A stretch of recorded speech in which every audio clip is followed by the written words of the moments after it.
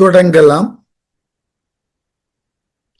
அனுமன் என்னை அசோகவனத்திலே வந்து கண்டு என்னோடு உரையாடி என்னால் கொடுக்கப்பட்ட சூடாமணியை உன்னிடம் வந்து கொடுத்து என்னை பற்றி அவன் உன்னிடம் சொன்னது எல்லாம் வீணானதுதானா?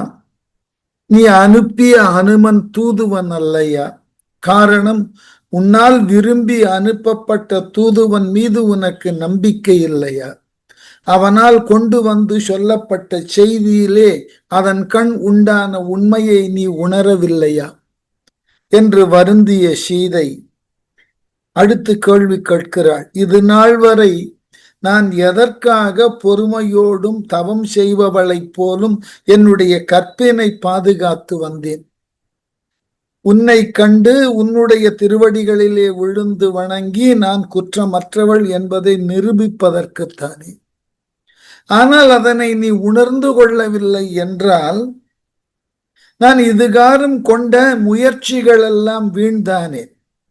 எத்தவம், என்னலம், என்ன கற்பு, நான் இத்தனை காலமும் உழந்து ஈது எலாம் பித்து எனல் ஆய் அவம் பிழைத்ததாம் அன்றே உத்தம நீ மனத்து உணர்ந்து இலாமையா. உத்தமன்னு இந்த வார்த்தையில நாம ரொம்ப அழகாக பொருள் கொள்ளணும்.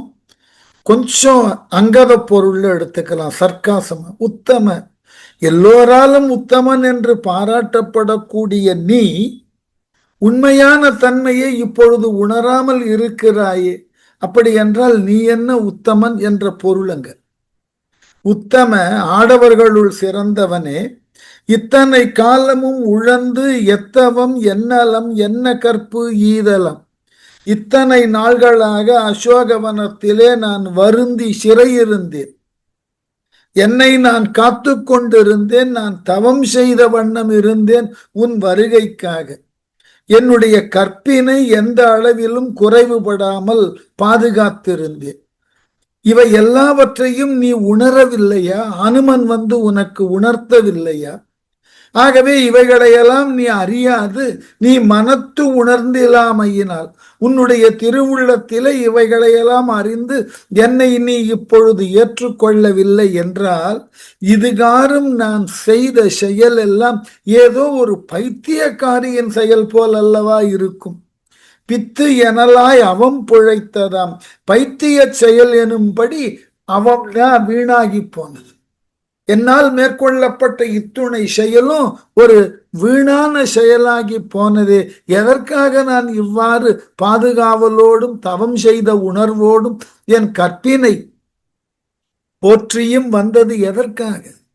இதை நீ அறிந்து கொள்ளவில்லை, என்னை நீ ஏற்றுக்கொள்ளவில்லை என்றால் நான் என்ன பைத்தியக்காரியா?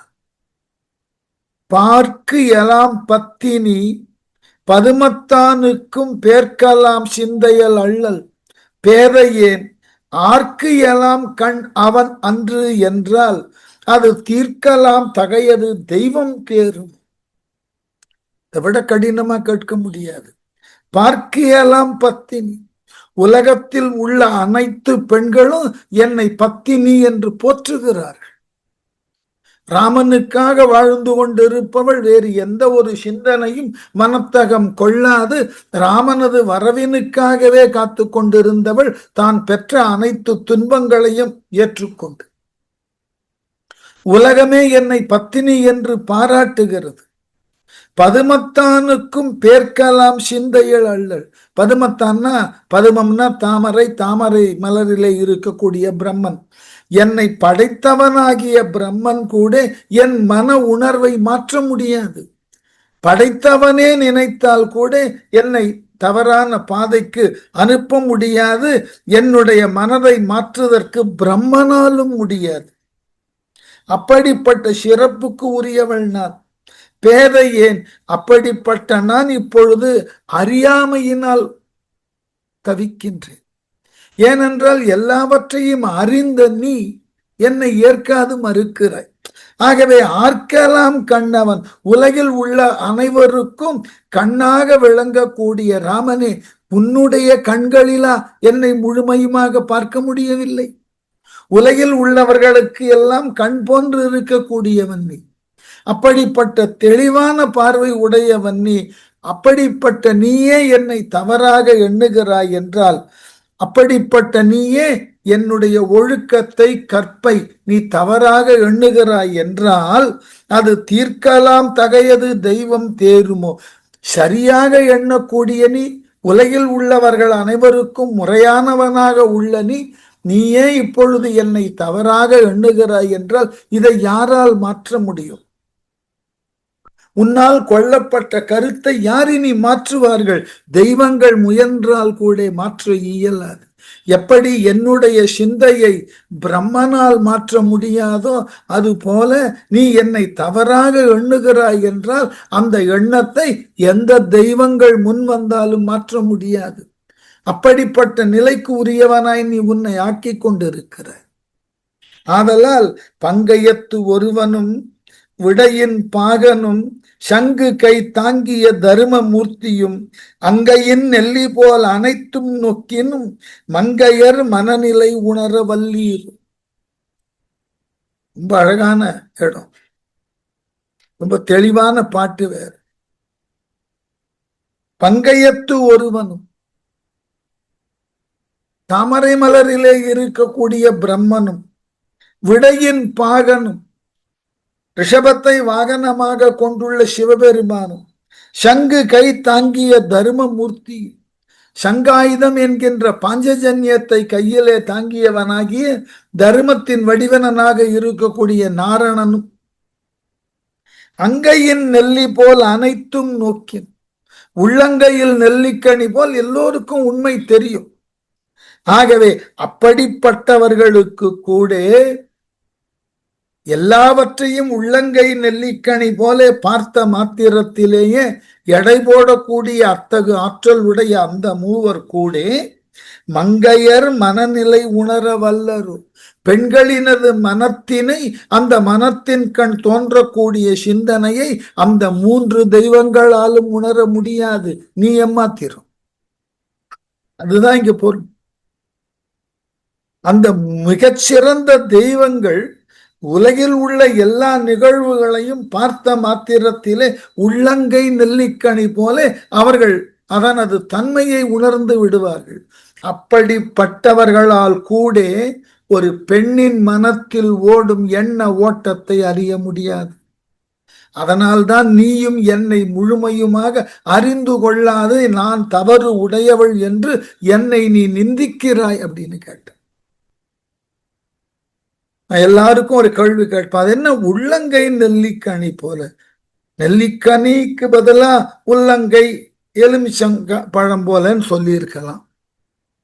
இல்ல நெல்லிக்காயை விட சிறியதாக இருக்கக்கூடிய வேற காய்களை சொல்லி இருக்கலாம். அது என்ன நெல்லிக்கனி?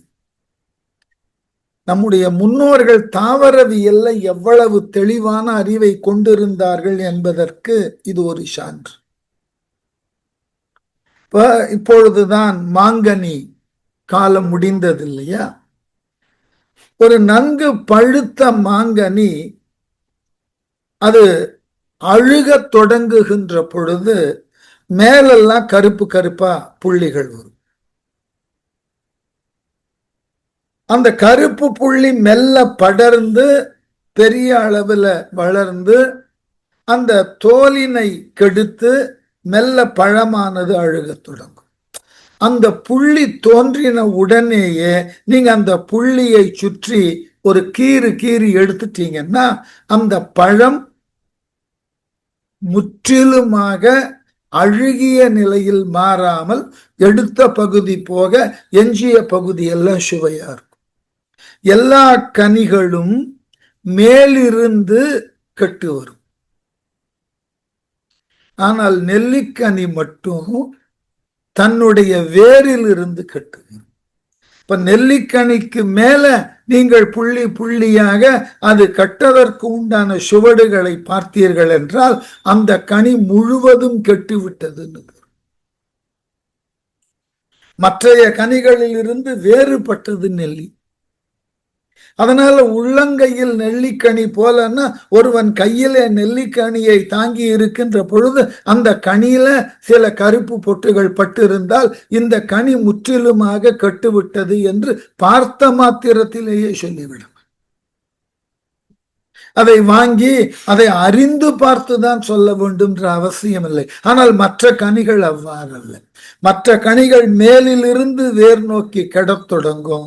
நெல்லிக்கனி மட்டும் வேரிலிருந்து, அதாவது அதனுடைய வித்தினை கொண்டிருக்கக்கூடிய கொட்டையிலிருந்து மேல் நோக்கி கெட்டு வரும். அதனாலதான் இந்த உள்ளங்கை நெல்லிக்கனின்ற ஒரு ஓமையை ரொம்ப அழகாக பயன்படுத்தி முடிவுடை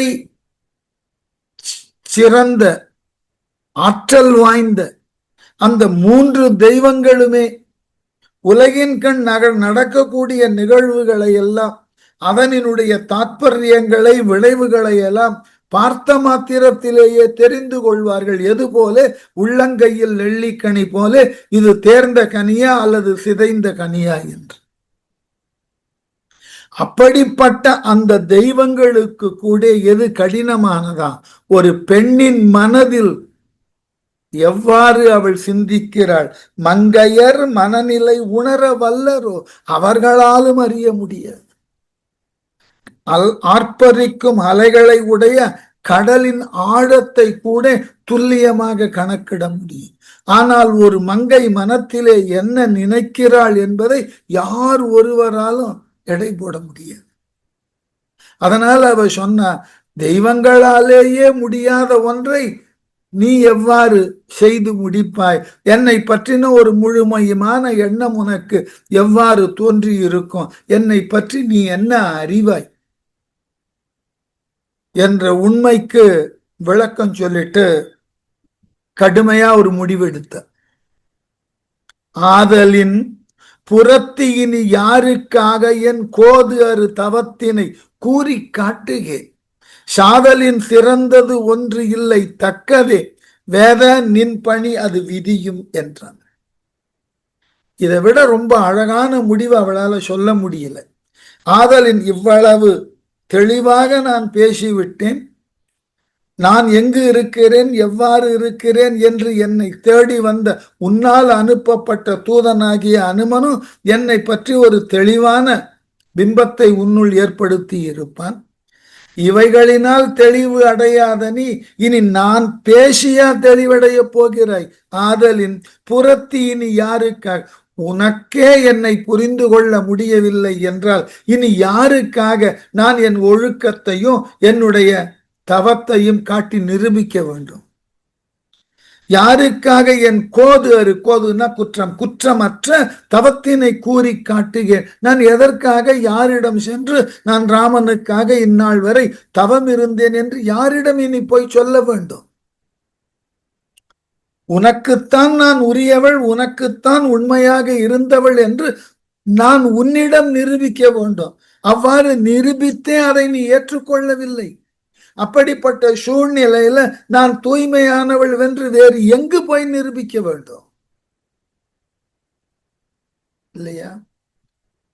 கணவனால் நிராகரிக்கப்பட்ட ஒருத்தி அவள் ஒழுக்கம் தவறியவள் என்று சுட்டப்பட்ட பின் தான் ஒழுக்கத்தில் தவறவில்லை என்று மிக உன்னதமான நீதிமன்றங்கள்ல போய் நிரூபித்தாலும் ஏற்றுக்கொள்ளுபவன் கணவன் மனத்தளவுல தெளிவடையணும். இல்லைன்னா முடியாது.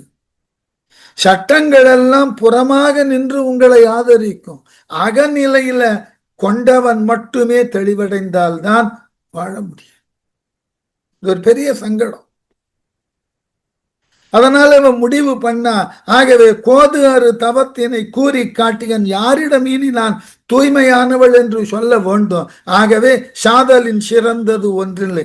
இனி வாழுவதை காட்டிலும் கொண்டவனாகிய நீயே என்னை சந்தேகிக்க முன்வந்து விட்டாய். இனி நான் யாரிடமும் சென்று என்னுடைய ஒழுக்கத்தை எடுத்து சொல்லி நிரூபிக்க வேண்டிய தேவை எனக்கு இல்லை. ஆகவே அதற்கு பதிலாக நான் இறந்து போதலே நன்று. தக்கதே, அது எனக்கு தகுதியானதும் கூட. வேத நின் பணி அது விதியும் என்றால், வேத வடிவினாக இருக்கக்கூடிய ராமனே, நின் பணி நீ இட்ட கட்டளையும் அதுவே, எனக்கு தகுதியானது, நான் அதை மேற்கொண்டே ஆக வேண்டும், என் விதியும் அதுதான். ஆகவே நான் இறந்து போகிறேன். உடனே இளையவன் தன்னை அழைத்து இடுதி தீ என வளை ஒலி முன் கையாள் வாயின் கூறினாள். உழைவுறு மனத்தவன் உலகம் யாவுக்கும் களைகனை தொழ அவன் கண்ணின் கூறினான். வளை ஒலி முன்கையால் ஒலிக்கின்ற வளைகளை அணிந்தவளாகிய முன்கையை உடைய சீத கையை உயர்த்தினான். இளையவன் தன்னை அழைத்து தீ இடுக. இளையவனாகிய லக்குவனை அருகே அழைத்தால் நெருப்பை உண்டாக்க. உழைவு ஒரு மனத்தவன் வருந்துகின்ற மனமுடையவனாகிய இலக்குவன் உலகம் யாவுக்கும் கனைத்தொழ எல்லா உலகங்களுக்கும் அவன் கண் வாழும் மக்களுக்கும் ஏனைய பிற உயிர்களுக்கும் உண்டான துன்பத்தை நீக்குதற்கு உறுதி தரக்கூடியவனாகிய தனது மூத்த சகோதரன் ராமனை பார்த்தான். என்னப்பா சீதை இவ்வாறு நெருப்பை மூட்டு என்கிறாள், நீ என்ன சொல்லுகிறாய்? அதுதான் இறுதி நிலை. இது ஏற்கத்தக்கதா? நான் உண்மையிலேயே நெருப்பை மூட்ட வேண்டுமா? சீதை நெருப்பிலே இறங்கிதான் ஆக வேண்டுமா? உலக உயிர்களினது துன்பத்தை எல்லாம் போக்கக்கூடிய நீ, நாங்க 2 பேரும் துன்பத்துல இருக்கோம். அவள் நெருப்பை மூட்டு என்கின்றாள், நான் என் மனதை தேற்றிக்கொண்டு நெருப்பை மூட்ட வேண்டும். மூட்டிய நெருப்பிலே அவள் இறங்கப் போகிறாள். எங்கள் இருவரது துன்பம் உனக்கு பெரியதாக தெரியவில்லையா? உலக துன்பங்களை எல்லாம் போக்கக்கூடியவன் நீ, அப்படி போக்குவதாக உறுதி அளித்தவன் நீ. அப்ப இந்த உலகிலே நாங்கள் இல்லையா? எங்கள் துன்பத்தை போக்க முடியாதா? இனி நான் என்ன செய்வதுன்னு கேட்ட உடனே அவன், அந்த ராமன் கண்ணின் கூறினான். தனது கண்களினாலேயே நெருப்பை மூட்டுட்டான். குறிப்பாலேயே சொல்லிட்டான், வாயை திறந்து கூட சொல்லல. வேறு வழி இல்லை. ராமனது வாக்கு லக்குவனை பொறுத்த மட்டில் கட்டளை. அதனால என்ன செய்தான்? ஏங்கிய பொறுமலின் இழி கண்ணீரினன் வாங்கிய உயிரினன் அணையமைந்தனும் ஆங்கு ஏறி விதிமுறை அமைவித்தான் அதன் பாங்குற நடந்தனள் பதும போதினாள். ஏங்கிய பொறுமலின், விம்மல் வெடித்து வருகிறது இலக்குவனுக்கு அழுகையினால. ஐயோ, சீதைக்கு நான் தீமூட்ட வேண்டிய நிலை வந்து விட்டது. இழி கண்ணீரினன், கண்களிலிருந்து கண்ணீர் தொடர்ந்து வந்து கொண்டு இருக்கிறது. வாங்கிய உயிரினன் அணையமைந்தனும், போய்விட்ட உயிரை உடையவனாகிய அந்த இளைய பெருமாளாகிய இலக்குவன் நடைப்பிணம் போல போனான். உயிரே இல்லாத ஒரு உடல் நடப்பது போல போய் ஆங்கு அந்த இடத்தே நெருப்பை விதிமுறை அமைவித்தான், முறைப்படி உண்டாக்கி கொடுத்தான். பதும போதினாள், தாமரை மலரிலே இருக்கக்கூடிய திருமகளுக்கு இணையான சீதை அதன் பாங்குற நடந்தனள். அந்த நெருப்பின் அருகாமையிலே பொருந்த முறை நடந்து சென்றாள். நெருப்பு மூற்ற செயல்ல இலக்குவனுக்கு தனிப்பட்ட முறையில விருப்பமே இல்லை. ஆனால் இதுவரைக்கும் அண்ணனது ஆணையை கேட்டே நடந்தவன். எந்த சூழ்நிலையிலும் ராமனை மறுத்தவன் இல்லை. அவனுக்கு கொடுக்கப்பட்ட ஆணையும் அதுதான். தாய் சுபதிரையா, காட்டுல ராமனால் இட்ட பணியை செய்தற்கு நீ உடன் செல்கிறாய், நினைவில் கொள். ராமனுக்கு ஏதாகிலும் ஒரு துன்பம் என்றால் அது உன் மரணத்தினுக்கு பிறகு ராமனுக்கு வரணும். அந்த அளவினுக்கு ராமனுக்கு ஒரு துன்பம் என்றால் உயிரை கொடுத்தாவது காப்பாற்று, இல்லை உயிரை விட்டுவிடு. அதனால ராமனை எதிர்க்க முடியாது இலக்குவனால். ஆகவே விருப்பமே இல்லாத ஒரு செயலை, ராமனால் இடப்பட்ட ஆணையை மறுக்க இயலாது ஒரு நடைப்பிணம் போலே சென்று அந்த தீயினை மூட்டினான். அந்த தீயின் அருகே சீதையும் வந்து நின்றாள். நின்றவள் என்ன சொன்னா தெரியுமா? தீயிடை அருகுறச் சென்று தேவர்க்கும் தாய் தனி குறுகலும் தரிக்கிலாமையால் வாய் திறந்து அரற்றின மறைகள் நான்கோடும் ஓய்வுயில் நல்லறமும் மற்ற உயிர்கள் யாவையும். தீயில இறங்கறதுக்கு சீதை அந்த தீயின் அருகே வந்தவுடனே தேவர்கள் எல்லாம் அனைத்து தேவர்களுக்கும் தாய் போன்றவளாகிய சீதை தீயிடை அருகுறச் சென்று தனி குறுகலும் நெருப்பின் அருகே சென்று தனியாக போய் நின்ற அளவில் தரிக்கிலாமையினால் அந்த கொடுமையை பார்ப்பதற்கு சகிக்க முடியாமல் எது அலறினவாம்? மறைகள் நான்கோடும் ஓய்வுயில் நல் அறமும் உயிர்கள் யாவையும் வாய்த்திறந்து அரற்றின. 4 வேதங்களும் ஓய்வில்லாமல் செயல்பட்டு கொண்டிருக்கக்கூடிய தர்ம தேவதையும் ஏனைய பிற உயிர்களும் இந்த கொடுமையை காண சகியாமல் அலறினார்கள். சீதை எவ்வளவு மேன்மையானவள்னு பாருங்க. இதை சற்றும் பொருட்படுத்தல ராமனோ சீதையும். சீதை தீயினை வலம் வரத் தொடங்கினாள். வலம் வரும் அளவையில் மருகி வான் முதல் உலகமும் உயிர்களும் ஓலமிட்டன.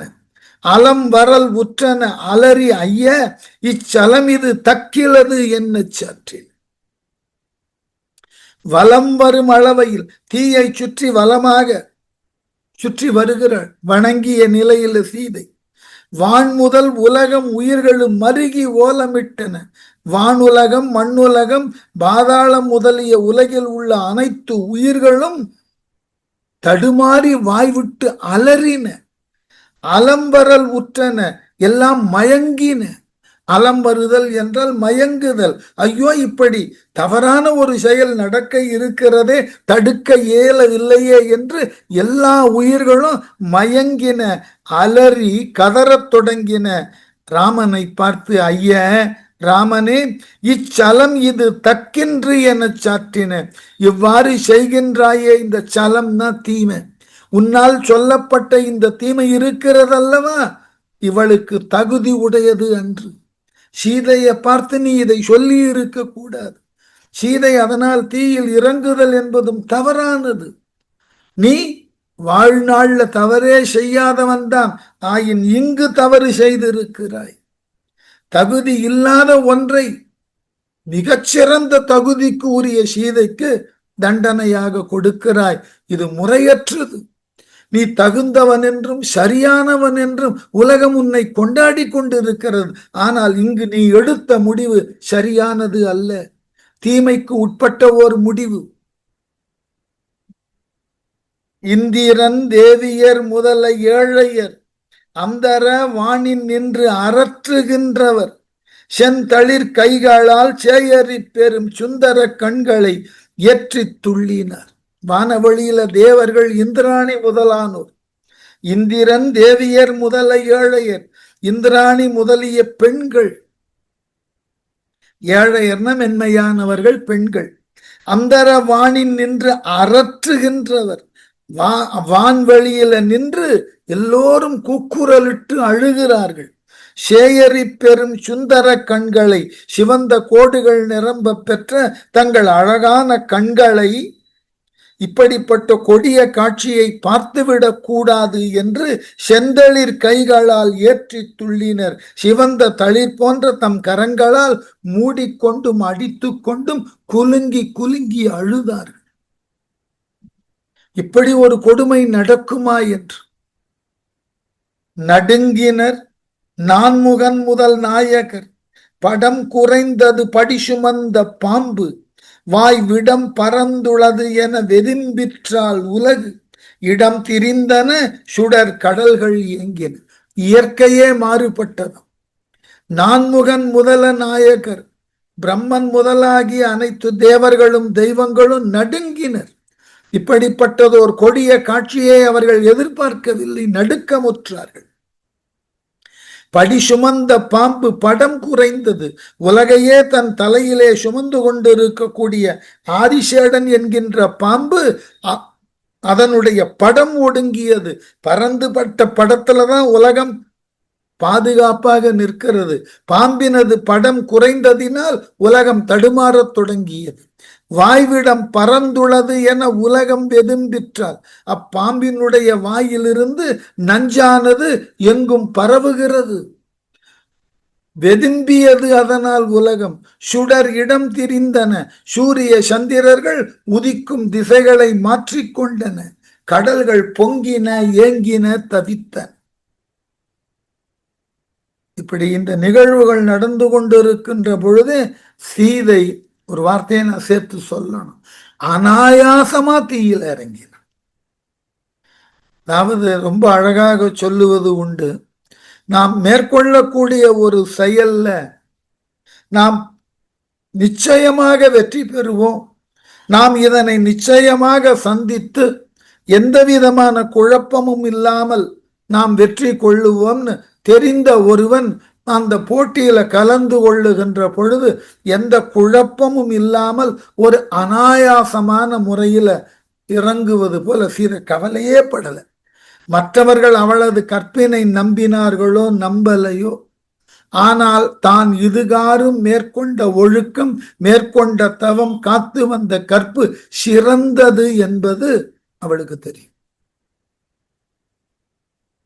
நான் அடிக்கடி சொல்லுவேன், மற்றவர்கள் உங்களை பற்றி என்ன திறனாய்வு செய்கிறார்கள் என்பதெல்லாம் இரண்டாம் பட்சம். நீங்கள் உங்கள் அளவிலே நீங்கள் மேற்கொள்ளக்கூடிய செயலில் உங்களுக்கு என்ற ஒரு கன்விக்ஷன் இருக்கணும். நான் செய்வது சரியானது என்ற தெளிவு இருக்கணும். அந்த தெளிவோடு நீங்கள் உங்களை நேசிக்க தொடங்கணும். உங்கள் இலக்கு நோக்கி தொடரணும். எந்த நபரை பின்பற்றவே வேண்டாம். இந்த 3 இருந்தால் போதும். உங்கள் இலக்கு எது என்பதில் ஒரு தெளிவு இருக்கணும், அதை அடைய வேண்டும் என்ற உறுதி இருக்கணும், அதனை நோக்கின நகர்வுகள் இருக்கும். இந்த 3 இருந்தாலேயே இந்த உலகமே உங்களை திரும்பி பார்க்கும். சீதை நெருப்புல இறங்குவதற்கு முன்பே தேவர்களெல்லாம் ஏன் பதைத்தார்கள்னா, ராமனது மனைவி சீதை உயர்ந்தவள் சிறந்தவள் என்பதற்காக அல்ல. அவள் கொண்ட கொள்கையில் அவள் தெளிவா இருந்தாள். நான் ராமனுக்காக இந்நாள் வரை செய்த தவம், அந்நாள் வரை நான் போற்றி பாதுகாத்த என் கற்பு, நான் மேற்கொண்ட பொறுமை எல்லாம் ராமன் ஒருவனுக்காக. அந்த கன்விக்ஷன் அவளுக்கு இருந்தது. நாம எங்க தோற்போம் தெரியுமா? நாம எடுக்கக்கூடிய எந்த ஒரு முடிவிலும் தொடர்ந்து நாம செயல்படாமல் நம்முடைய முடிவிலேயே நமக்கு ஒரு ப்ராப்பர் கன்விக்ஷன் இல்லைன்னா எதையும் செய்ய முடியும். அதுல ரொம்ப தெளிவா இருக்கணும். நான் வேண்டும் என்றால் மாற்றி சொல்லுகிறேன், நீங்கள் செய்வது ஒரு தவறு என்றான நிலையில் கருதப்பட்டாலும் அந்த தவறு செய்வதற்கு கூட உங்களிடம் ஒரு கன்விக்ஷன் இருந்தது என்றால் அந்த தவறை செய்யுங்கள், தப்பில்லை. கன்விக்ஷன் இல்லாம நல்லது செய்யறத காட்டிலும் கன்விக்ஷனோட தப்பு செய்யறது உயர்ந்தது. உண்மை. ஏனென்றால் எண்ணியர் எண்ணியாங்கு எய்துப, எண்ணியர் திண்ணியராக பெரு, எண்ணியாங்கு எய்துப. எதை எண்ணுகிறீர்கள்? உங்களால் எண்ணப்படுவது எதுவாக இருந்தாலும், அதனை எவ்வாறு அடைய வேண்டும் என்ற வழிமுறை எதுவாக இருந்தாலும் அதை அடைந்தாக வேண்டும் என்கின்ற திண்ணிய மனம் இருக்க வேண்டும். அதனால சீதையினுடைய நினைவுல எந்த குழப்பமும் கிடையாது. அதனால கனத்தினால் கடந்த புன்முலைய கைவளை மனத்தினால் வாக்கினால் மறு உற்றேன் எனின் சினத்தினால் சுடுதியால் தீச்செல்வா என்றாள் புனத்துழாய் கணவர்க்கும் வணக்கம் போக்கினாள். கனத்தினால் கடந்த புன்முலைய கைவளை, பருத்த அளவில் மிகுந்த ஆபரணங்களை அணிந்த எழிலான மார்பகங்களை உடைய வளையல்கள் அணிந்த கைகளை பெற்ற சீதை நெருப்பு கடவுள்கிட்ட முறையிட்டா எப்படி? என்னை காப்பாத்துன்னு முறையிடல. என்ன அழகு பாருங்க. அதான் கன்விக்ஷன். நெருப்பு கடவுளே, என் கணவன் என்னை ஐயப்படுகிறான், நீ என்னை காப்பாற்றுன்னு அவ முறையிடல. நான் மனத்தாலோ உடலாலோ ஏதாகிலும் தவறு செய்திருந்தால் நெருப்பே என்னை நீ சுடுன்னு சொல்லி இறங்கினான். எப்படியா? தீச்செல்வா அக்னி தேவனே, மனத்தினால் வாக்கினால் மறு உற்றேன் எனில் சினத்தினால் சுடுதியால் என்றால், நான் மனத்தாலோ சொல்லாலோ உடலாலோ கலங்கம் உற்றவளாக இருந்தால் தீக்கடவுளே கோபம் கொண்டு என்னை எரித்து விடுன்னு சொன்னான். காப்பாத்துன்னு பேசணும். அவ்வளவு கன்விக்ஷன் அவளுக்கு தன்னுடைய ஒழுக்கத்தின் மேல. புனத்துழாய் கணவர்க்கும் வணக்கம் போக்கினால் காட்டிலே தோன்றும் துளசியை அணிந்தவனாகிய ராமனுக்கும் தன் வணக்கத்தை சொல்லிய வண்ண நெருப்பில் இறங்கினான். எப்படி இறங்கினாலும் இந்த இடம்லாம் கம்பனுக்கு அப்படியே ஒரு பெரிய வைணவ பந்ததியில சொல்லணும்னா அக்கார் அடிசல பாத்திரத்தோடு எடுத்துக்கிற மாதிரி. என்ன ஒரு அழகான ஓமையை போட்டான் பாருங்க. நீத்த அரும் புனலிடை நிவந்த தாமரை ஏய்ந்த தன் கோயிலே எய்துவாள் என பாய்ந்தனள் பாய்தலும் பாலின் பஞ்சி என தீந்தது அவ்வெறி அவள் கற்பின் தீயினாள். இந்த ஒரு பாட்டு போதும் சீதைக்கு தன் கற்பின் மீது இருந்த அந்த ஆளுமை.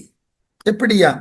நீத்த அரும் புனலிடை நிவந்த தாமரை, நீந்துதற்கு அறிய வெள்ள நீரிலே உயர்ந்து நிற்கக்கூடிய தாமரை மலராகிய ஏய்ந்த தன் கோயிலே எய்துவாள் என பொருந்திய தனது வாழிடம். திருமகள் எங்க இருப்பா? பெருக்கெடுத்து ஓடக்கூடிய நீர்ல உயர்ந்த கொடிகளை உடைய மலர்ந்த தாமரையை தனது இருப்பிடமாக கொண்டவள் திருமகள். அந்த திருமகளாகிய சீதை தன் இருப்பிடத்திற்கு சென்று பாதுகாப்பாக இருப்பது போல், நீரில் இருந்த தாமரையிலே சென்று இருப்பது போல இந்த தீயில அனாயாசமா இறங்கினாள். ஆகவே வாழிடத்தை அடைபவள் போல ரொம்ப மகிழ்ச்சியோடு கவலையே இல்லாம நெருப்பில் இறங்கினாள். பாய்ந்தனள், நெருப்பில் இறங்கினாள். பாய்ந்த உடனே பாய்தலும் பாலின் பஞ்சி என எரி அவள் கற்பின் தீயினால் தீந்தது. பாய்ந்தவுடனே பால் போன்ற அந்த வெண்மையான பஞ்சு போல அந்த நெருப்பு சீதையின் கற்பின் வேகத்தினால், கற்பு எனும் நெருப்பால் நெருப்பு எரிந்து போனதான். எப்படி? நெருப்பினுக்கு நெருப்பாக இருந்தது சீதையின் கற்பு. வாழுங்காலத்து வழிமுறை தெரிந்து வாழ்ந்தால் தெய்வம் கூட வசப்படும். ஞாபகம் வச்சுக்கணும். அதற்கு சிலம்பு ஒரு அழகான மேற்கோள். கோவலனுக்கும் கண்ணகிக்கும் திருமணம் நடந்த பொழுது கோவலன் அந்த கண்ணகியின் கரம் பற்றி வேதங்களை கற்றுணர்ந்த பார்ப்பனன் மந்திரம் சொல்ல தீயினை வலம் வந்து கண்ணகியை மணந்து கொண்டான். இளங்கோவடிகள் எழுதுகிறார். மாமுது பார்ப்பான் மறைவழி காட்ட கோவலம் தீவலம் வருவார் காண்பார்கள் நோன்பு என்னை. இப்படிப்பட்ட அரிய திருமண காட்சியை காணுவதற்கு நாங்கள் என்ன புண்ணியம் செய்தோமோ என்று வந்தவர்களெல்லாம் அந்த தம்பதியர்களை வாழ்த்தினார்கள். மங்கள வாழ்த்து காதேல எந்த தீயை தெய்வம் என்று கண்ணகி வணங்கி திருமணத்தை ஏற்றுக்கொண்டாலோ அதே கண்ணகியை மதுரை காண்டத்துல அழற்படு காதையில நெருப்பு அவள் முன் தோன்றுகிறது. அங்கிய கடவுள் என்று சொல்லக்கூடிய தீக்கடவுள் அவள் முன்னே தோன்றி அவளிடம் ஆணை கேட்கிறது, நான் யாரையெல்லாம் எரிக்கணும். ஆகவே கதையின் முதல் பகுதியில எதனை தெய்வமாக இவள் வணங்கினாலோ அந்த தெய்வமே கதையினுடைய இறுதி பகுதிக்கு முன்பு இவளை வணங்கி இவள் ஆணையை கேட்கிறது. அப்போ திறமை யார்கிட்ட இருக்கு? வாழும் வகையறிந்து வாழும் முறையறிந்து வாழக்கூடிய வழி நெறியில் பிறழாமல் வாழ்ந்தால் தெய்வமும் பணி கேட்கும். அதனாலதான் வள்ளுவர் எழுதினார், தெய்வம் தொழாள் கொழுநன் தொழுது எழுவாள் பெய்யன பெய்யும் மழை. தெய்வத்தை கூட புறமாக தள்ளிவிட்டு கொழுநனை தெய்வ நிலையிலே வைத்து பார்க்கக்கூடியவளாக உள்ள ஒருவள் வணங்கினால் அவள் பெய் என்றால் மழை பெய்யும். எப்படி? அவள் தெய்வ நிலையில கணவனை பார்க்கணும்னா இவனும் யோக்கியமா இருக்கணும்னு அர்த்தம். தெய்வத்தை புறமாக தள்ளிவிட்டு தெய்வம் இருந்த இடத்துல தன் கணவனை பொருத்தி பார்க்கிறாள்னா அந்த தெய்வத்திற்கு இணையா கணவன் இருக்க வேண்டிய கடப்பாடு அவனுக்கு உண்டு. அதனால இந்த சீதை தீயில பாய்ந்த உடனே அவளினுடைய கற்பின் வேகத்தால அக்னி கடவுளே எரிந்து போனான். நடுங்கினான் அவன். நானே உலகத்தை எரிப்பவன், என்னை எரிக்க இந்த சீதையை நெருப்பிலே இறங்க வைத்தானே ராமன் என்று அக்னி தேவன் கவலை கொள்ள அந்த நெருப்புக்கு நடுவில் எந்த மாற்றமும் இல்லாமல் ஒரு புதிய ஒளி போல சீதை நின்றாள். அழுந்தின நங்கையை அங்கையால் சுமந்து எழுந்தனன் அங்கி வெந்து எரியும் மேனியான் தொழும் கர துணையினன் சுருதி ஞானத்தின் கொழுந்தினை பூசலிட்டு அரற்றும் கொள்கையான். அலறினான் அக்னி தேவன். வெந்து எரியும் மேனிய நங்கி சீதையின் கற்பினால், அந்த கற்பு தந்த வெம்மையினால் தீந்த உடம்பினாகிய அக்னி தேவன் அழுந்தின நங்கையை, தன்னில் பாய்ந்த சீதையை அங்கையால் சுமந்து தன் உள்ளங்கைகளிலே தாங்கிக் கொண்டு எழுந்தனன். அந்த குண்டத்திலிருந்து மேல வந்தான். தொழும் கர துணையினன், ராமனை தொழுகின்ற இணைக்கரங்களை கொண்டு சுருதி ஞானத்தின் கொழுந்தினை, வேதங்களால் உணர்த்தப்படும் மெய்ஞானத்தின் முடிபொருளாக விளங்கும் ராமனை பார்த்து பூசலிட்டு அரற்றும் கொள்கையான் அடைக்கலம் வேண்டி ஐயா என்னை காப்பாற்றுன்னு காலில் வந்து விழுந்தான். சீதையை நெருப்பில் இறங்க வைத்து என்னை தண்டிக்காதே, அவளினது கற்பின் வேகம் என்னை சுட்டு கொண்டு இருக்கிறது, எனக்கு இத்தகைய தண்டனையை கொடுக்காதே, நீ வேத நாயகன், நீ என்னை காப்பாற்று என்று ராமன் கல்ல அக்னி தேவன் விழுந்து முறையிட்டான். ஊடின சீற்றத்தால் உதித்த வேர்களும் வாடிய இல்லையால் உணர்த்துமாறு உண்டோ, பாடிய வண்டோடும் பனித்த தேனோடும் சூடின மலர்கள் நீர் தோய்ந்த போன்றவார். எப்படி இருந்ததா? சீதையினுடைய மேனியில பூட்டப்பட்ட அணிகலன்களும் பூக்கள் கூட வாடலையாம். ஊடின சீற்றத்தால், தன் கணவன் தன்பால் மாறுபட்டு காட்டிய கோபத்தால் உதித்த வேர்களும், தன்னிடத்தில் உண்டாகிய வேர்வை துளிகளும் வாடிய இல்லை, உலரவில்லை. நெருப்புல பட்டவன நீர் திவலைகள் ஆவியா போகணும், இந்த நீர் திவலை கூட உடம்புல இருக்கான் சீதைக்கு.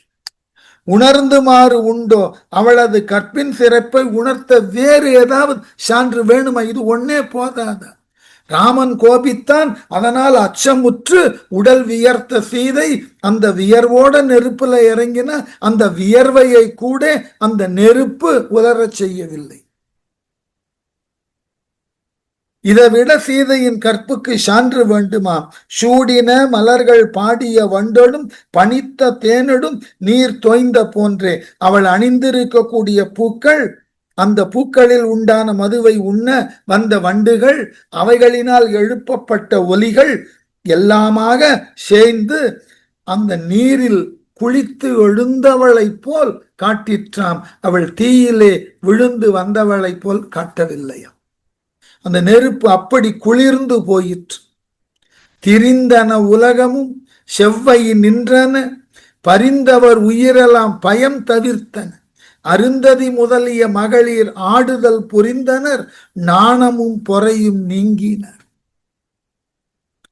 திரிந்தன உலகமும் செவ்வை நின்றன. முன்பு பிராட்டியினுடைய துன்பத்தை கண்டு மயங்கிய நிலையில் இருந்த அத்துணை உலகங்களும் இப்பொழுது அந்த துன்பம் நீங்கியதினால் இயல்பா சுழலத் தொடங்கியதாம். பரிந்தவர் உயிரெல்லாம் பயம் தவிர்த்தன, என்ன நிகழுமோ இனி என்று கவலைப்பட்ட அனைத்து உயிர்களினது கவலை போக்கி இப்ப எல்லாரும் பயமில்லாமல் நிம்மதியாய் இருந்தார்களாம். அருந்ததி முதலிய மகளிர், கற்பினால் சிறந்த தகுதியை பெற்ற அருந்ததியை முதலாக கொண்ட ஏனைய பிற கற்பின் கனலியர் எல்லாம் நாணமும் பொறையும் நீங்கினார் ஆடுதல் புரிந்தார். வெட்கத்தை விட்டும் அவர்கள் மகிழ்ச்சியோடு கூத்திடவே செய்தார்கள். தங்களிலும் மேலான கற்பின் செல்வியை கண்டோம், தீயினாலும் சுட்டரிக்க முடியாமல் தீயினையே தன் கற்பினால் சுட்டரித்தவளை கண்டோம் என்ற சந்தோஷத்துல அருந்ததி முதலான கற்புடை பெண்டியரெல்லாம் தங்கள் இயல்பான நாணத்தை அடக்கத்தை விட்டு அவர்கள் ஆனந்த கூத்திடத் தொடங்கினார்கள். தீக்கடவுள் ராமன்ட்ட வந்து முறையிட்ட, நான் உனக்கு என்னையா பாவம் பண்ண? என்ன தண்டிக்கிறதுக்கு சீதையே தான் நெருப்புல இருக்கணுமா? எப்படியா? கனிந்து உயர் கற்பு எனும் கடவுள் தீயினால் நினைந்திலை என் வலி நீக்கினாய் என அணிந்தனை அங்கி நீ அயர்வு இல் என்னையும் முனிந்தனையாம் என முறையிட்டான். அரோ அரோ அசை அங்கி தீக்கடவுள் அணிந்தனை பழிப்பிற்கு இடமில்லாத ராமபிரானை பார்த்து, நீ நினைந்திலை இவளது கற்பும் இவளுடைய கற்பு எல்லாரையும் சுடும் என்பதை உனக்கு தெரியாதா? நீ நினையாது மறந்து விட்டாயா? சீதையின் கற்பு யாரையும் சுடும். இப்ப நான் மட்டும் என்ன விதி விலக்கா? நான் நெருப்புன்னு என்னதை சுடாம விட்டுடுமா? இது உனக்கு தெரியாதா? கனிந்து உயர் கற்பு எனும் கடவுள் தீயினால் என் வலி நீக்கினாய் என முற்றி உயர்ந்த சிறந்த சீதாதேவியின் கற்பு எனும் அந்த தெய்வத்தன்மை வாய்ந்த நெருப்பால் என் வலிமையை போக்கி விட்டாய். நான் தான் எல்லாவற்றையும் எரிக்கக்கூடியவன் இருமாந்திருந்தேன். என்னையே சீதையின் கற்பு எரித்து விட்டது. அயர்வியில் என்னையும் முனிந்தனையாம் என முறையிட்டான். சோர்விலாது எல்லாவற்றையும் எரித்து கொண்டு இருந்த என்னையும் நீ இப்பொழுது கோபித்து கொண்டு சீதையை இறங்க செய்து என்னை ஏனையா தண்டித்தாய்ன்னு கேட்டு. நான் ஏற்கனவே சொல்லியிருக்கேன், ராமன் சர்வஜன் கிடையாது, எல்லாம் தெரிந்தவன் கிடையாது. தன் முன்னாடி வந்து ஒருத்தன் கேள்வி கேட்கிறான், வந்தவன் அக்னி பகவான்னே அவனுக்கு தெரியாது, யாருன்னு கேட்கிறான். இது ரொம்ப சுவாரஸ்யமான ஒரு நிகழ்ச்சி, சொல்லி இருப்பேன்னு நினைக்கிறேன். ஏன்னா இந்த நிகழ்ச்சியை யாரை பற்றி சொல்லுகிறேனோ அவரினுடைய பேரனாரே ஒரு தொலைக்காட்சி நிகழ்ச்சியில் அதை பேசினார். அதாவது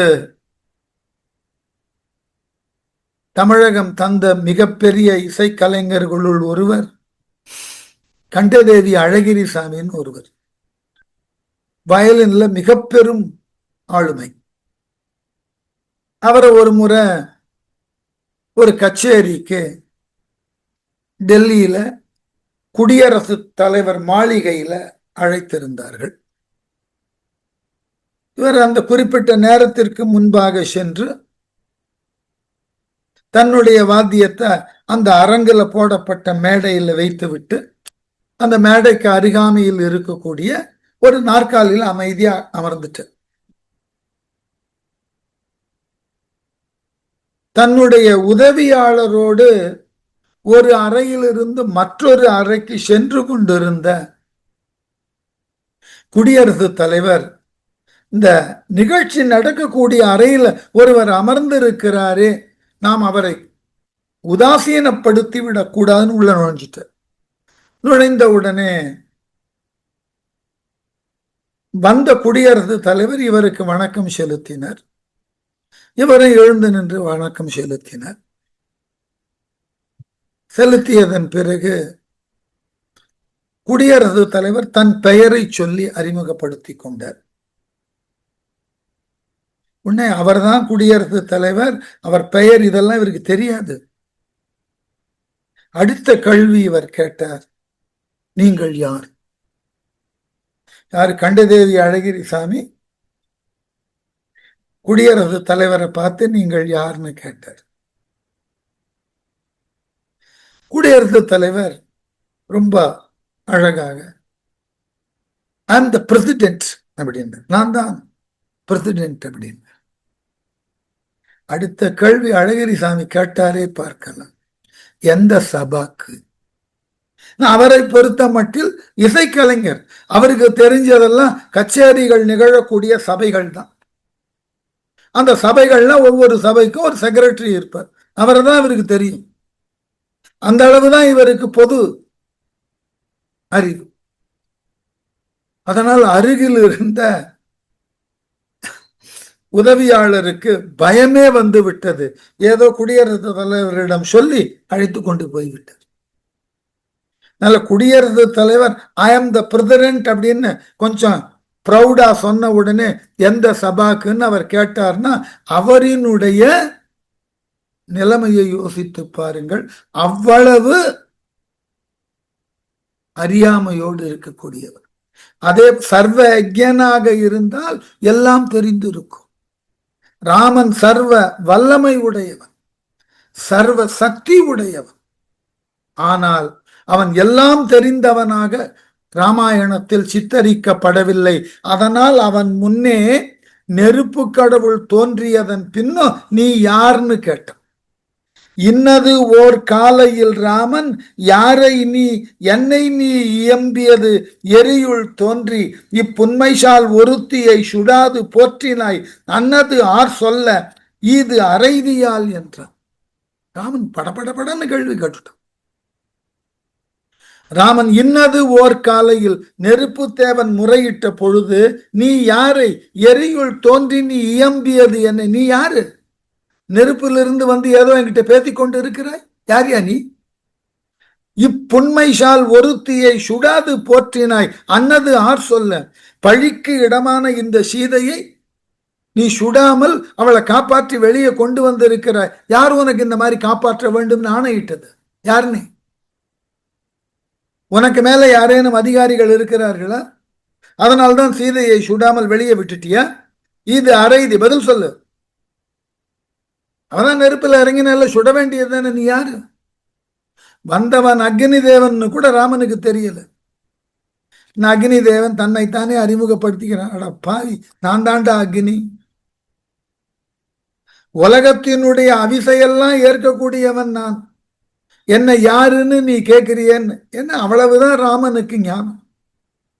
ஞானம்னு சொல்லக்கூடாது, அவன் அறிந்தது அவ்வளவு. அங்கியான் என்னை இவ்வன்னை கற்பு எனும் பொங்கு வெந்தி சுட பொறுக்கிலாமையால் இங்கு அணைந்தேன் உறும் இயற்கை நோக்கியும் சங்கியா நிற்றியோ எவர்க்கும் சான்றுளை. எவர்க்கும் சான்றுளைனா எல்லோருக்கும் அவரவர் உள்ளத்திலே நின்று சாட்சியாக நிரந்தரமாய் உள்ள மனசாட்சின்றது கடவுள் தான். ஆகவே பரம்பொருளே யான் அங்கி, நான் தான் நெருப்பு கடவுள். என்னை இவ் அன்னை கற்பு எனும் பொங்கு வெந்தி சுட பொறுக்கிலாமையினால் இங்கு அணைந்தேன். என்னுள் இறங்கி இந்த சீதையினுடைய எல்லோருக்கும் அன்னையாய் உள்ள இவளது கற்பு என்னை கடுமையாக சுட்டதினால் அது தாங்க முடியாம வெளியே வந்து உங்ககிட்ட முறையிடுறேன். உறும் இயற்கை நோக்கியும் எனக்கு உண்டான தன்மையை பாத்தியா? ஒரு நெருப்பை மற்றொரு நெருப்பு சுட்டதையா பார். சங்கியா நிற்றியோ, இதற்கு மேலுமா இந்த சீதையை சந்தேகிக்கிறாய்? அவள் கற்பின் நெருப்பாகிய என்னையே சுட்டு விட்டது. இது ஒன்று போதாதா அவள் உத்தமி என்பதற்கு? இன்னுமா அவள் மீது சந்தேகம் என்று கேட்ட உடனே வேட்பதும் மங்கையர் விளங்கினார் எனின் கேட்பதும் பல் பொருட்கு ஐயம் கேடு அற மீட்பதும் என்மையின் எனும் மெய்ப்பொருள் வாழ் பெரும் தோழினாய் மறைகள் சொல்லுமா. வாழ் பெரும் தோழினாய் ஒளிபடைத்த பெரிய தோள்களை உடைய ராமனே, மங்கையர் வேட்பதும் பெண்களை மனம் செய்து கொள்வதும் விளங்கினார் எனின் கேட்பதும் அப்பெண்கள் இல்லற ஒழுக்கில் மாறுபட்டார் என கருதின் என் மூலமாக விசாரிப்பதும். என்னடா நியாயம்? உங்க கல்யாணத்துக்கு நான் சாட்சியாய் இருந்துட்டேன்றதற்காகவே உன்னை விட்டு விலகி நின்ற ஒருத்தி உத்தமையாய் இருந்தான்னு எங்கிட்டயே கொண்டு வந்து நிரூபின்னா கேட்பேன். எவ்வளவு ஒரு மோசமான வார்த்தை. உன்னோடு சேர்ந்து இல்லறம் நடத்தியவளினது ஒழுக்கத்தை நீ அல்லவாடா உணர வேண்டும். அதற்கு ஒரு சாட்சி கேட்பியா? பல பொருட்கு ஐயம் கேடு உற மீட்பதும் எந்த பொருளிடமும் ஏற்படும் சந்தேகத்தை நீக்கி தெளிவு பிறப்பித்துக் கொள்வதும் என்வையின் அக்னியாக என் மூலம்தான். அக்னி சாட்சியா நீ சொல்றது உண்மையான்னு கேட்பான். எவனேனும் ஒருவன் தவறு செய்தால் நெருப்பின் மீது சத்தியமா சொல்லி நீ தப்பு செய்யலன்னு.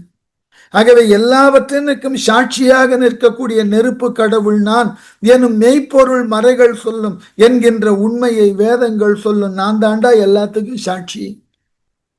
நல்லதா இருந்தாலும் அதை அங்கீகரிப்பவனும் நானே.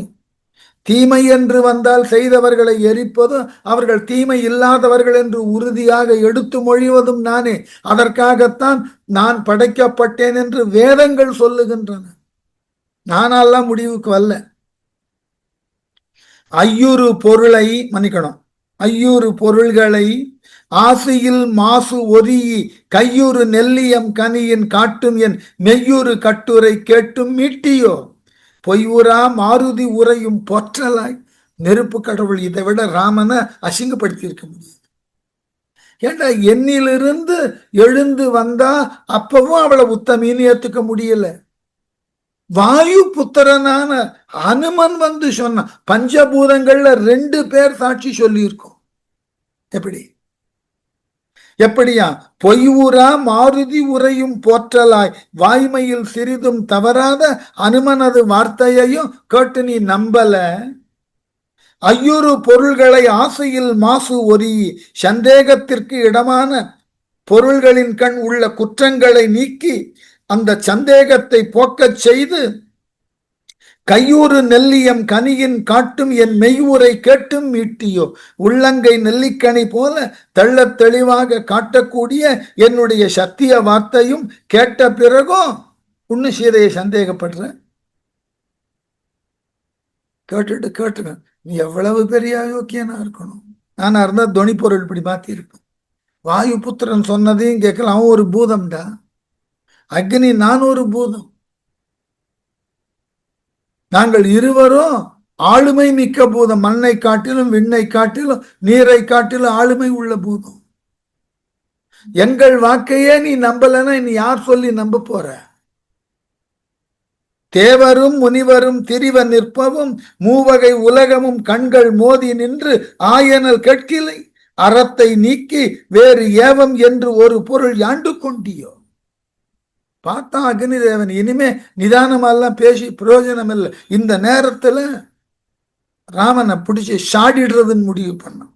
தேவரும் முனிவரும் திரிவ நிற்பவும் மூவகை உலகமும் தேவர்களும் முனிவர்களும் ஏனைய பிற அனைத்து உலகில் உள்ள உயிர்கள் அனைத்தும் எல்லா பொருள்களும் கண்கள் மோதி நின்று ஆயனல் கேட்களை கண்களை அடித்து கொண்டு ஆ என்று அலறி அழுவது உனக்கு தெரியல? கற்பின் கனலிக்கு இப்படி ஒரு சோதனையை ராமன் வைத்தான்னு அத்தனை பேரும் மூஞ்சில அடிச்சுக்கிட்டு அழறான். அதை நீ பார்க்கல? அறத்தை நீக்கி ஏவம் என்ற ஒரு பொருள் யாண்டு கொண்டி தர்ம வடிவாகிய நீ அறத்தை போக்கி பாவம் என்கின்ற ஒரு பொருளை எங்கிருந்து பெற்றாய்? நீ பண்ணது பாவம் தான். தர்ம வடிவாய் இருக்கக்கூடிய நீ இந்த பாவத்தை செய்யலாமா? நீ பண்ணினது பெரும் பாவம். சீதையை நெருப்பில் இறங்க சொன்னது. சொல்லிட்டு கேட்டேன், இப்படி நல்லவங்களையே சோதித்து கொண்டிருந்தால் நாடு உருப்பிடுமா? அக்னிக்கு உலகியல் ஞாபகம் வந்துட்டு. பொல்லாதவர்களை சோதி தப்பு இல்லை, நல்லவர்களையே சோதித்து கொண்டிருந்தால். இங்க நம்ம நாட்டுல இன்னைக்கு அதுதான் நிறைய நடக்கிறது. அயோக்கியம் எல்லாம் தப்பிச்சு விடுறோம். யோக்கியம் எல்லாம் தன்னை யோக்கியன்னு சொல்லிக்கிறதுக்கு சாட்சி தேடிக்கிட்டு இருக்கான். எப்படி? அயோக்கியத்தனம் எல்லாம் ஆரவாரம் செய்கிறது, ஆர்ப்பரிக்கிறது, ஆட்சி பீடத்தில் அமர்ந்து கொண்டு தானே எல்லாம்னு சொல்லுகிறது. யோகியன் எல்லாம் யோகிய குணங்கள் எல்லாம் தங்களினது யோகிய தன்மையை நிரூபிக்க சான்றுகளை தேடி அலைந்து கொண்டு இருக்கின்றன. நாடு உருப்பிடுமா? இப்படி தவறானவர்கள் மீது ஐயப்பட்டு நீ செயல்பட்டால் என்னாகும்? பெய்யுமோ மழை, புவி பிளப்பது அன்றியே செய்யுமே பொறை, அறம் நெறியில் செல்லுமே உலகமே உலகு உய்யுமே உலகு, இவள் உணர்வு சீறினால் வையுமேல் மலர்மிசை அயனும் மாயுமே. ஞாபகம் வச்சுக்கோ. சீதை மட்டும் கொஞ்சம் கோபத்தோட செயல்பட்டிருந்தால், இவள் உணர்வு சீறினால் தெய்வ கற்பை உடைய இவள் உணர்வு நிலை திரிந்து அடங்கி இருக்கா. கணவனாகிய உன்னை எதிர்த்து பேசக்கூடாதுன்னு அடங்கி இருக்க. சம்சாரம் அது மின்சாரத்துல ஒரு அழகான காட்சி வரும். இன்னைக்கு பொண்டாட்டி பேர்ல சந்தேகப்பட்டவள் நெருப்புல இறங்க சொன்னது அந்த காலம். இன்னைக்கு சந்தேகப்பட்டவனையே தூக்கி நெருப்புல போடுறது இந்த காலம்னு மனோரமா பேசுவோம். அதுதான் இங்க அழகான இடம். இவள் மட்டும் தன் உணர்வு திரிந்து கோபம் மட்டும் அடைந்தால் மழை பெய்யுமே, மழை பொழிஞ்சிரும். எதிர்நிலையில கிண்டல மழை பொழிஞ்சிரும். புவி பிளப்பது அன்றைய பொறை செய்யுமே, பூமி வெடிப்பது அல்லாமல் பொறுமையா இருக்குன்னு நினைக்கிற நீ, பொறுமை தன் தன்மையை இழந்து பூமியை பிளக்க வச்சிரும். அறம் நெறியில் செல்லுமே, அறம் நேரான வழியில போகும்னு நினைக்கிற, நல்லவர்களையெல்லாம் சோதித்தால் நாடு கட்டு போகும். உலகு உய்யுமே, உலகம்தான் பிழைக்குமா? வையுமேல் இவள் சபித்தால் மலர்மிசை அயனும் மாய். உலகத்தை படைத்து கொண்டிருக்கிறானே பிரம்மன், தாமரையில அமர்ந்து கொண்டு அவனே செத்து போவாண்டா. அப்படிப்பட்ட கற்பு இவளுடைய கற்பு. பிரம்மனையே எரிக்க வல்ல கற்பு. தெரிந்ததான உடனே சரி, இதுக்கு மேல சீதையை சோதித்து தள்ளி வைத்தால் எல்லா தெய்வங்களும் சேர்ந்து ராமனும் உண்டு இல்லைன்னா கெடும். அதனால ராமன் கொஞ்சம் மனம் தேர்ந்து தெளிந்து சீதையை ஏற்றுக்கொள்ள முன் வருகிறான். பாடு ஒரு பல்மொழி இணைய பன்னி நின்று ஆடுரு தேவரொடு உலகம் ஆத்து எழ சூடுரு மேனிய அலரி தொகையை மாடு உற கொணர்ந்தனன் வள்ளல் கூறுவார். சூடுரும் மேனிய அலரி கற்பினால் வெந்த உடம்பினை உடைய தீக்கடவுள். சீதையின் கற்பினால் தனது உடலானது தீய்ந்து போன அக்னி கடவுள் பாடுரு பல்மொழி இணைய பன்னி நின்று பெருமை பொருந்திய பல நல்ல வார்த்தைகளை சீதையை பற்றி திரும்ப திரும்ப எடுத்து சொல்லி ஆடுரு தேவரோடு உலகம் ஆர்த்து எழ களிப்பினால் ஆடுகின்ற தேவர்களோடு ஏனைய பிற உலக உயிர்களும் ஆரவாரிக்க தோகையை மயிலினது தோகையை போன்று சாயலை உடைய சீதையை மாடுற கொணர்ந்தான். ராமன் அருகில கொண்டு வந்து நிறுத்தி வள்ளல் ராமபிரானை பார்த்து ஏற்றுக்கொள் என்றான். ராமனும் ஏற்றுக்கொண்டு சொல்ல ஆரம்பிச்சான். என்ன?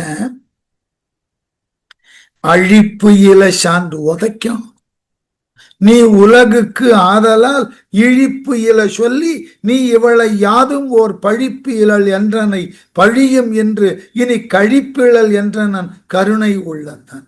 என்ன திமிரு பாருங்க. கோபம்தான். கருணை, இதுல என்ன கருணை? இவ்வளவு கடுமையான சோதனையை செய்ததற்கு பிறகு அப்புறம் என்ன கருணை வேண்டி கிடக்கு? கருணை உள்ளத்தான், அருள் புரியும் உள்ளத்தை உடையவனாகிய ராமன் நெருப்பு கடவுளை பார்த்து நீ உலகுக்கு அழிப்பு இல சான்று, நீ இந்த உலகத்திற்கே பிரிது ஒன்றால் நீக்க முடியாத மாற்றமில்லாத சாட்சியே நீதான். ஆதலால் நீ இவளை இழிப்பு இல சொல்லி யாதும் ஓர் பழிப்பு இவள் என்றனை இவளை இகழ்ச்சிக்கு இடமில்லாத உயர்ந்த வார்த்தைகளால் பாராட்டி யாதொரு பழிப்புக்கும் இடம் இல்லாதவள் என்று உறுதி கூறினாய். எப்படி? தன் பொண்டாட்டியினுடைய யோக்கியதைய அடுத்தவன் சொல்லி தெரிஞ்சுக்கிற நிலையில ராமன். அவ்வளவு கட்டம் பாருங்க. ஆகவே பழியும் என்று இவளிடத்தில் இனி பழி இருப்பதாக நான் கொள்ள மாட்டேன். உத்தமிதான். இனி கழிப்பு இழல் என்றனன் இனி என்னால் இவள் நீக்கத்தக்கவள் அல்ல, இவளை என்னோடு வைத்துக் கொள்ளுகிறேன்னு ராமன் வாக்கு கொடுத்தான். இப்படி இந்த நிகழ்ச்சி நடந்திருக்கும் போது எல்லா தெய்வங்களும் அங்கதான் இருக்கு. இப்பதான் பிரம்மன் ராமன் யார் என்பதை ராமனுக்கே விளக்கிறார். அதுக்குதான் சொன்ன இவன் சர்வயஜன் இல்லை, தான் ஒரு பரம்பொருள் என்பது ராமனுக்கு தெரியாது. அவனுக்கு தெரிஞ்சதெல்லாம் தசரத புத்திரன், கைகேயின் ஆணையினால் 14 ஆண்டுகளுக்கு காட்டில் வசிக்க வந்திருக்கிறேன், அவ்வளவுதான். தன்னை பற்றின மதிப்பீடு அவ்வளவுதான் ராமனுக்கு தெரியும். இப்பதான் முதல்ல பிரம்மன் வாயை திறக்கிறான். நீ யார் தெரியுமா? நீ மானுடனாக வந்துள்ள பரம்பொருள், ஞாபகம் வைத்துக்கொள். நீ அறியாமையினாலேயே உன்னை பரம்பொருள் என்று தெரியாமையில் நீ சிலவற்றை செய்து கொண்டிருக்கிறாய். நீ பரம்பொருள், நீ மேலானவன், உன்னையே எல்லோரும் முழு முதற் கடவுள் என்று கொண்டாடுகிறார்கள். அதை நீ முதலில் உணர்ந்து கொள்ளு பிரம்மன் ஆரம்பிச்சான். எப்படி? உணர்த்துவாய் உண்மை ஒழிவு என்று காலம் வந்துள்ளதால் புணர்த்தும் மாயையில் பொதுவுற நின்று அவை உணரா இணர்த்துழாய் தொங்கல் ராமர்க்கு என்று இமையவர் இசைப்ப தனப்புயில் தாமரை சதுமுகன் உரை செய்ய சமைந்தான். பிரம்மன் சொல்றதுக்கு முன் வந்தான். எப்படி? இமையவர் தேவர்கள் பிரம்மனிடத்தில் புணர்த்தும் மாயையில் பொதுவுற நின்று அவை உணராய் இணர்த்துழாய் தொங்கல் ராமர்க்கு தானே தனது நினைவால் இவர்களிடத்தே கூட்டுகின்ற மாயையில் மற்றவர்களைப் போலவே தானும் ஒன்றித்து அந்த உலக மாயையினால் தான் யார் என்று தெரியாமலேயே செயல்பட்டு கொண்டிருக்கக்கூடிய பரம்பொருளாகிய இந்த ராமன் அவன் பரம்பொருள் என்று அவன் உணர்வதற்கு ஏற்றாற்போல் துளசி மாலையை அணிந்த அந்த ராமனிடம் பிரம்மனே எடுத்து சொல், அவனே பரம்பொருள் என்று உண்மை ஒழிவு இன்று உணர்த்துவாய். ராமனுக்கு அவனது உண்மை நிலையை சிறிதும் விடுபடாமல் எடுத்து சொல். சில நேரங்கள்ல பரம்பொருளுக்கு கூட தான் பரம்பொருள் என்ற தன்மையை கொண்டிருக்கிறோமா இல்லையான்ற சந்தேகம் வந்துடும். சந்தேகம் வந்தா தப்பு இல்லை. ராமனுக்கு அது தெரியவே இல்லை தான் ஒரு பரம்பொருள் என்று. ஆகவே காலம் வந்துள்ளது. இப்ப ராமன் கிட்ட நீ பரம்பொருள் என்று எடுத்து சொல்லுவதற்கு உரிய காலம் வந்துவிட்டது. பிரம்மனே போய் சொல்லு, நீதானே படிச்ச, அதற்குரிய காலம் வந்திருக்கிறது என்று இசைப்ப என்று கூற தனப்புயில் தாமரை சதுமுகன் உரை செய்ய சமைந்தான்.